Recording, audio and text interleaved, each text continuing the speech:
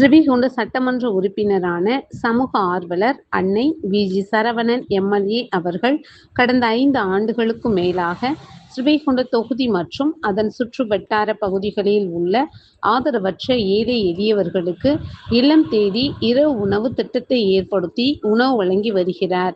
இந்நிலையில் தமிழக வெற்றிக் கழகத்தின் ஐம்பெரும் கொள்கை தலைவர்களுள் ஒருவரான சமூக ஆர்வலர் அஞ்சலை அம்மாளை கொள்கை தலைவராக அறிவித்ததன் ஈர்ப்பால் தமிழக வெற்றிக் கழகத்துடன் இணைந்து தமிழகத்தின் நிரந்தர முதல்வர் திரு சி. ஜோசப் விஜய் அவர்களின் ஆசியுடன் கழக பொதுச் செயலாளர் அண்ணன் புசி என். ஆனந்த் அவர்களின் வழிகாட்டுதலின்படியும் 5/8/2026 அன்று ஸ்ரீவைகுண்டம், கோட்டைக்காடு, உண்டியலூர், ஏரல், கீழமங்கலக்குறிச்சி, சிறுதொண்டநல்லூர் ஆகிய பகுதிகளில் உள்ள ஆதரவற்ற ஏழை எளியவர்களுக்கு மதிய உணவும், அண்ணா நகர், கொட்டாரக்குறிச்சி, ஆறுமுகமங்கலம், அரசன்குளம், மாரமங்கலம், இடையர்காடு, தளவாய்புரம், சம்படி காலனி, மேலச்சம்படி மற்றும் அதன் சுற்று வட்டார பகுதிகளில் உள்ள ஏழை எளியவர்களுக்கு இரவு உணவும் தமிழக வெற்றிக் கழகம் தூத்துக்குடி மேற்கு மாவட்டம்